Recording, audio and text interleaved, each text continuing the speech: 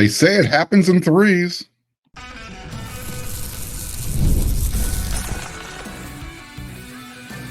You are Locked On Trojans, your daily podcast on the USC Trojans. Part of the Locked On Podcast Network, your team every day. Fight on, everyone. I'm your host, Mark Culkin, and thank you for making Locked On USC part of the Locked On Network, your first listen every day. Whether you're watching this show on YouTube, wherever you want to download your podcast, always remember this show is free, and never forget how much I appreciate your support. Today's episode is brought to you by FanDuel. Make every moment more. As the playoffs wind down, the sports stop sporting like we all want them to. But this summer, FanDuel is hooking up all customers with a boost or a bonus, and they're doing it daily.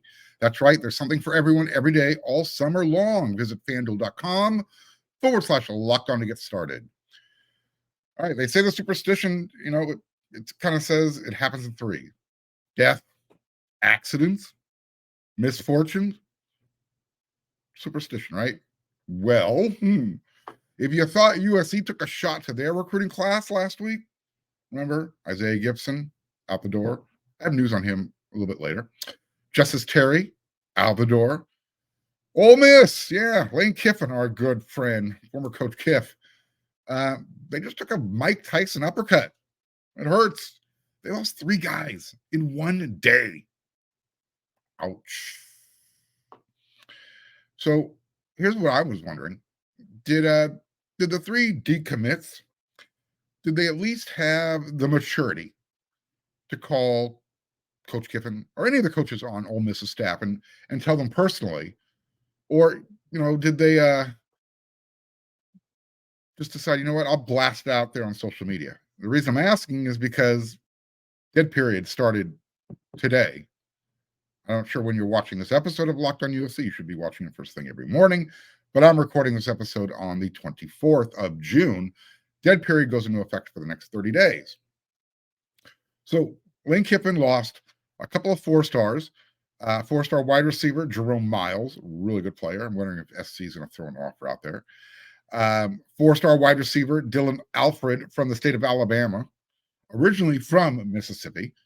And then also call him a high 3-star linebacker from the state of Louisiana, Corey Amos. One thing is for sure, like I said, all 3 of these guys, they waited for the dead period to go into effect before they decommitted. So it makes me wonder, how did they approach it? Essentially, there's one message that they sent by making it public during dead period, is they told the Ole Miss staff, well, everybody's getting this message: you can't come over right now. You can't talk to me, so leave us alone. Okay, I can respect that. They need some time to decompress, figure things out. They're decommitting. They probably already have an idea where they're going to be going. Is it NIL related? Has to be, right? That's USC's issue, right? Sarcasm. Hopefully you sensed it. Look, Ole Miss was going after Jerome Miles, 6'3", 190 pounds. He's from the state of Utah. USC's been going after guys from all over the country. Well, this was the state of Utah's best player. And you got Ole Miss, Lane Kiffin, trying to take that guy. Maybe they were using the whole Jackson Dart angle. I don't know. Problem is, the guy was committed in April, verbally, but he was still taking visits since then. You had Dylan Alfred. Again, I mentioned that name. He's the number 17 overall player from the state of Alabama. Again, he's originally from Gautier, Mississippi. Excuse me. Why would you not want to come back home, play for the home school? Who knows? And then I mentioned Corey Amos from Louisiana. He's considered the 30th best overall linebacker in the country. Number 6 overall athlete from the state of Louisiana. So again, good player. So what's the deal? It's not just USC, obviously. Why are guys committing and decommitting with such regularity and frequency? What's going on? I mean, if we want to compare USC to Ole Miss, okay, there's a reason why I'm doing this. You'll see at the end of the segment. Trust me. Stay with me.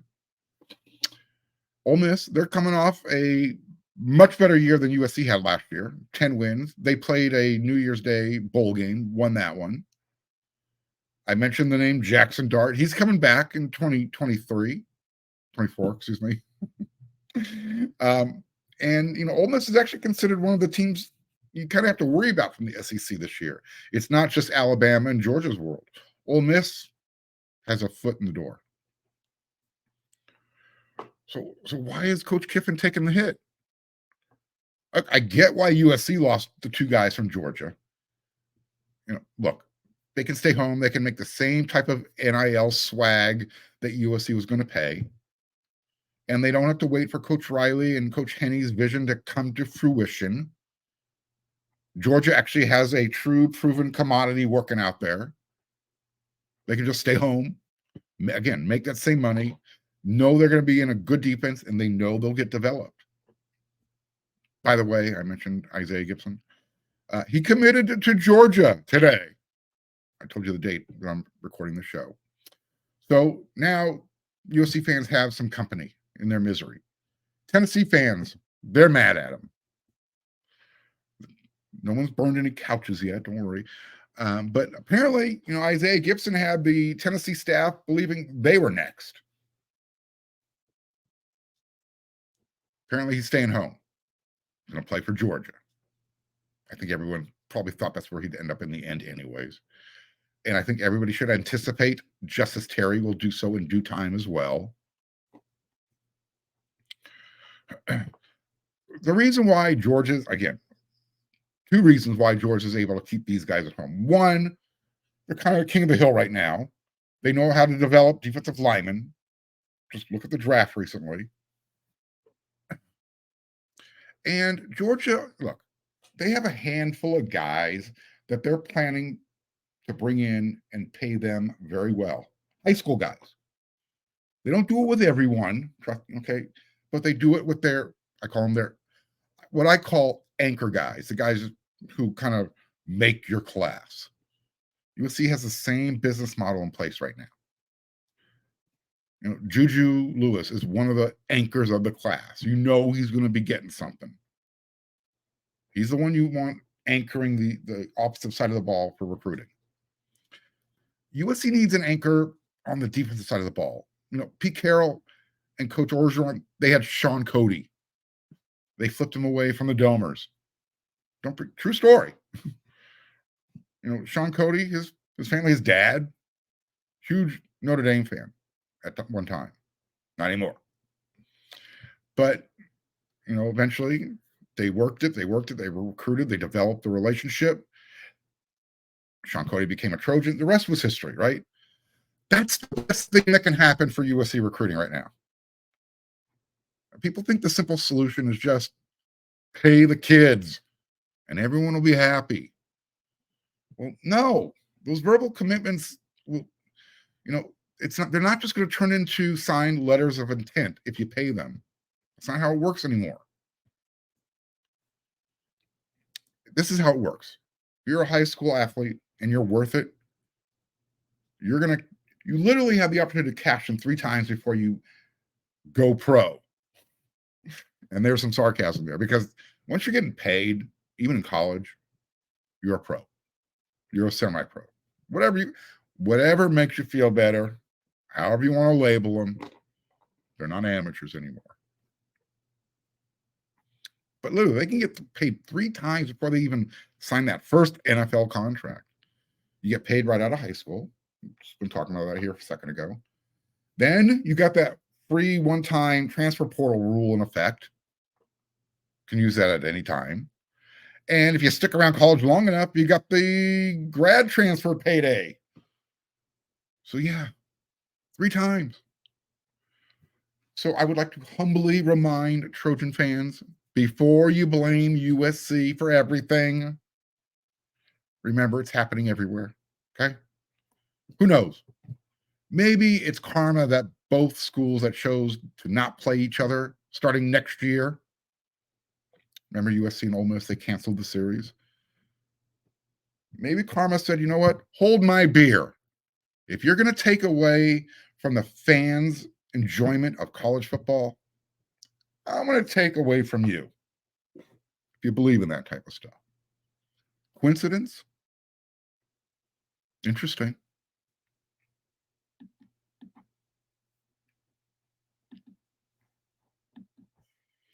I love sports. I love college football. I love them so much.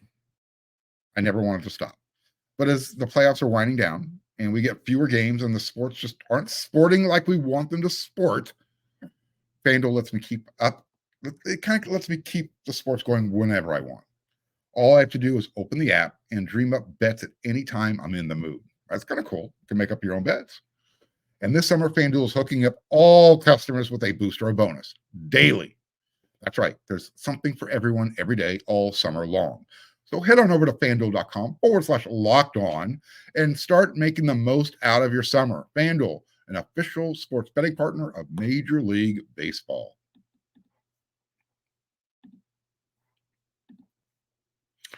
I know you're watching Fox Sports.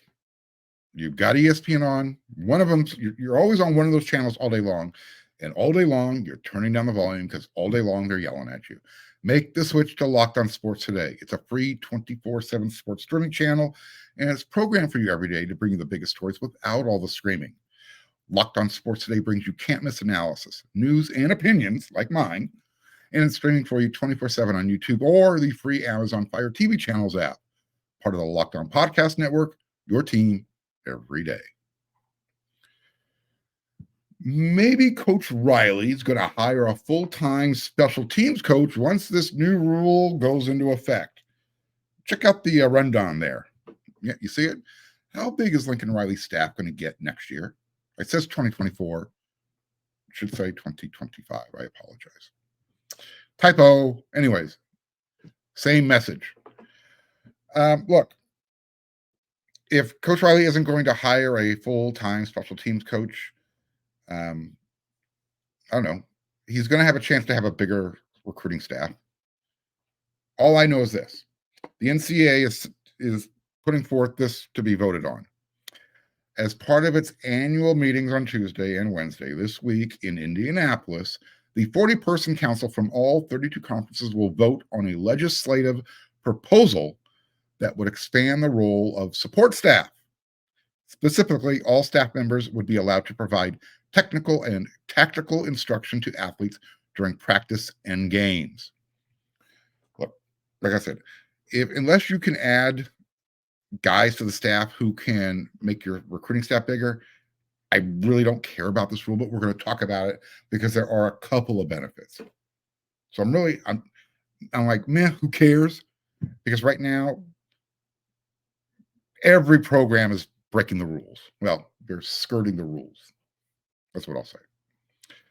In summary, what the NCAA is proposing, instead of the NCAA asking the schools to police themselves, in other words, an impossible rule to enforce where analysts and other staffers aren't coaching illegally during practice and during games, now they can do it in public. They can be more hands-on.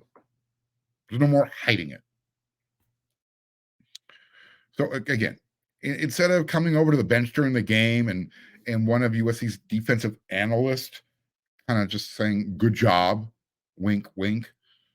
Now guys like Taylor Mays or defensive analyst Skylar Jones, they can literally show the guys what to do on the next series when they come back to the field, to the bench. No more, hey, good job, pat on the back, listen to your coach. No. Now Skylar Jones can say, dude, remember that move I showed you in practice? Do it the next time you get out there. Taylor Mays can say, do you want me to hit you so you know how hard to hit them out there? That type of stuff. They can show them tackling techniques during the game, at practice. So how big will Coach Riley's staff grow to be in 2025? He said in the past that, if staff sizes were ever increased, he would, consider adding a full-time special teams guy. Okay. Does he do it? I'll tell you what, assuming he does that and he's got unlimited resources, my first call, Aaron Donald. Yep. Or I don't know, is JJ Watt, he's retired now, right? Yeah. Get him on the phone. with the move, analysts, you got quality control coaches. Again, they can now coach in practice. They can coach during the games. I mean, think about Aaron Donald hanging out at practice as an analyst, teaching some of his moves, what makes him successful. Think that might help with recruiting? Probably.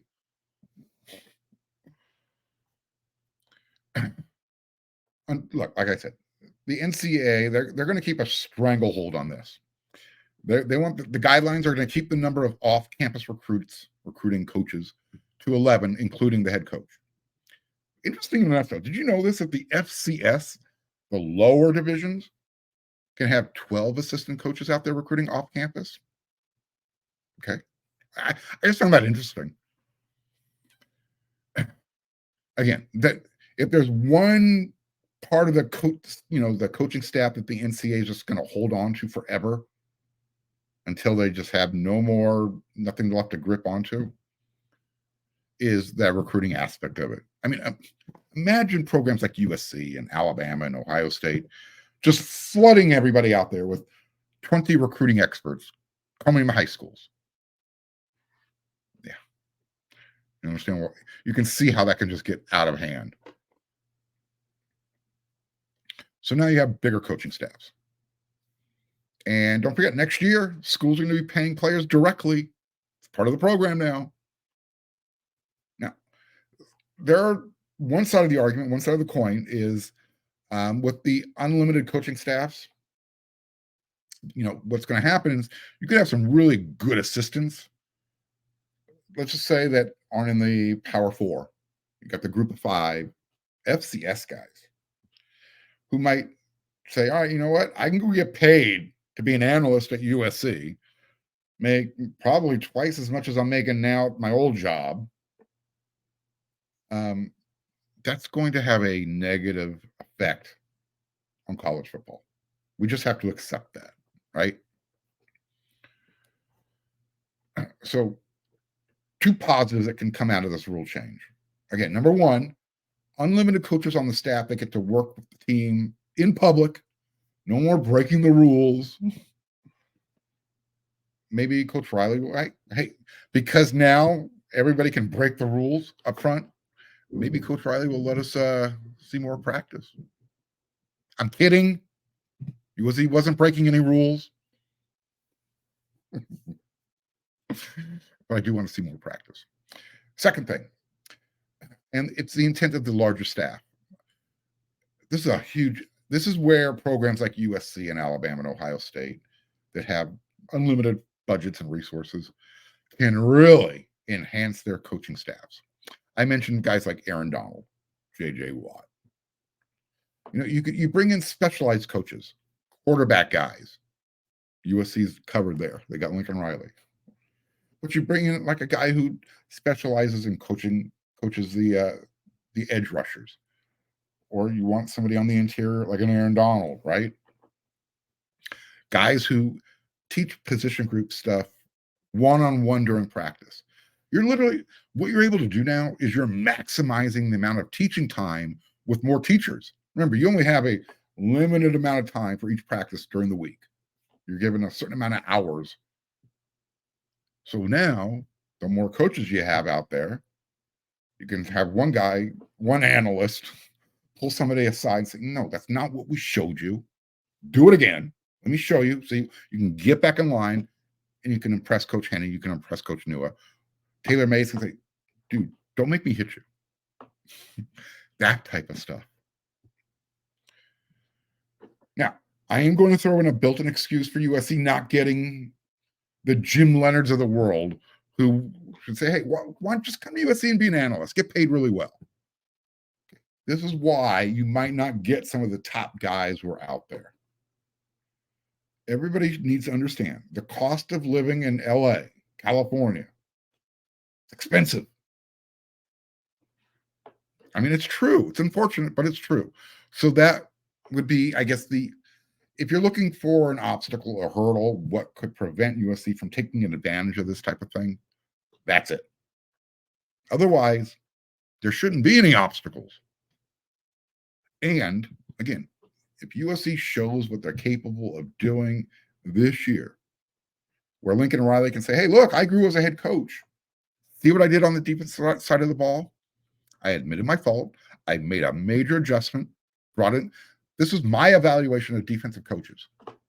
You don't think that's not going to kind of spread around out there? Hey, you know what? I'll go work for Coach Riley.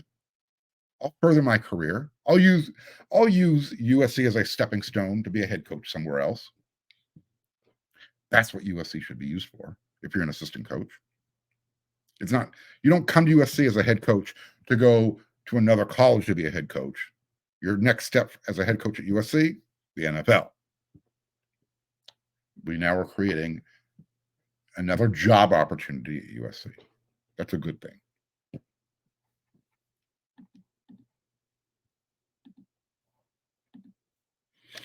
Passion, drive, and patience is what brings home the winning trophy. It's also what keeps your ride or die alive. eBay Motors has everything you need to maintain your vehicle and level it up to peak performance. From superchargers, roof racks, exhaust kits, LED headlights, and more, whether you're into speed, power, or style, eBay Motors has got you covered. With over 122 million parts for your number one ride or die, you'll always find exactly what you're looking for. And with eBay Guaranteed Fit, your part is guaranteed to fit your ride every time or your money back. Because with eBay Motors, you're burning rubber, not cash. With all the parts you need at the prices you want, it's easy to turn your car into the MVP and bring home that win. Keep your ride or die alive at ebaymotors.com. Eligible items only. Exclusions apply. eBay Guaranteed Fit only available to U.S. customers.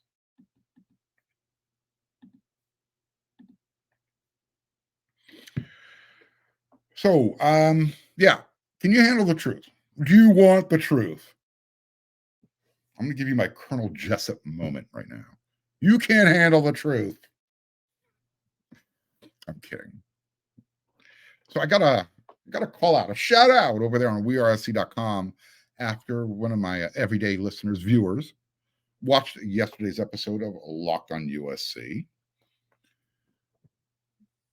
Wasn't, one of those, hey dude, better answer me type of thing. It was a really good question. Here's the question. Say, hey Mark, good episode today. But just so unclear, since it's primarily the fans' fault for expecting too much of this USC program, especially when it comes to recruiting, apparently, what do you think realistic expectations should be, both in recruiting, on the field for USC football? So, both in recruiting and on the field for USC football. Listen, Ace. I'm kidding. I'm smiling. I don't mean that in a derogatory way. Some of you might be old enough to remember somebody saying, hey, Ace, listen up. Anyways, it's a really valid question, legitimate. I'm going to give you my answer. What do I think are realistic expectations? As far as recruiting, I know it's semantics, but it's also a mindset when you think about it.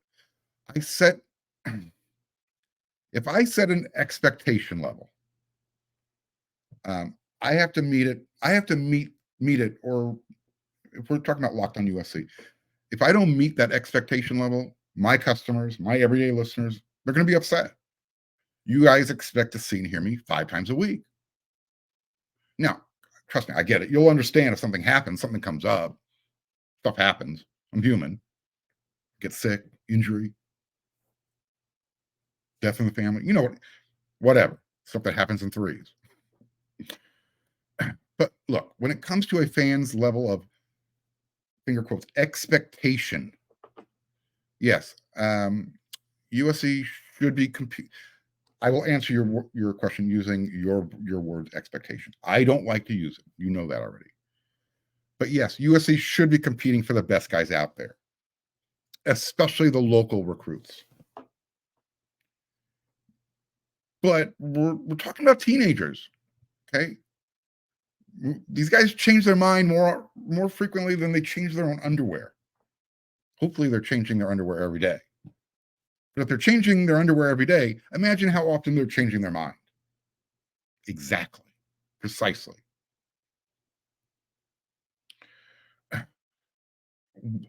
What would be reasonable, and I think what the recruits want to see, is they want to see USC win, and they want to see USC win something of significance 2 years in a row. That hasn't happened in a while. I mean, last year was kind of really a big kick to the groin. Lincoln Riley, year one, 11 wins, Heisman Trophy. Your Caleb Williams hamstring or tear away from going to the conference, winning the conference championship. And then in year two, everyone expected, your word, the defense to get better. It didn't. Coach Riley, he finally pulled the ripcord, okay? He pushed Grinch out the door. That's what we all wanted. We all would have liked him to do after the bowl game that USC lost to Tulane. However, credit where credit is due. He corrected his mistake. He went out and got a pretty good defensive staff on paper. So, realistic. What do I anticipate? What would I like to see? I would like to see the defense just look like a defense. Because if the defense looks like a defense, recruiting will fix itself. Because again, if the defense looks like a real defense, those players who are leaving California, Southern California, they'll think twice about it. I mean, look, this year is going to tell everyone a lot. I think Coach Riley knows better than anybody. He let his loyalty get the best of him going into the 2023 season. Now, I think it's probably a little understated. I want to remind people, remember, we're human. We're not robots. We like to believe that everybody can just turn it on and off. Don't forget, Coach Riley lost one of his really good friends, Coach Dave Nichols. And I think that played a big role in his decision to keep Alex Grinch around last year. When you lose somebody who's close to you, you don't push others away from you. You need that inner circle for support. So, to your last part, reasonable expectation for this season on the field. As far as I'm concerned, 9 wins would be disappointing because I think the schedule, while it's hard, it's doable, but 10 wins, that's a playoff berth. That's why 9 wins would be it'd be like kissing your sister. First of all, you only want to kiss her on the cheek, but you're so close. You're kissing a girl, but you're not kissing a girl that matters. It's your sister. It doesn't matter. 9 wins sucks. It's better than 8, but 8 is what USC did last year with their bowl win. You win 10 games in 2024 after you made the move to the big conference, your defense is probably better. In fact, I know it's better. Excuse me. And again, 10-2 with that schedule, 12-team playoff berths available. USC's probably sliding into one of those.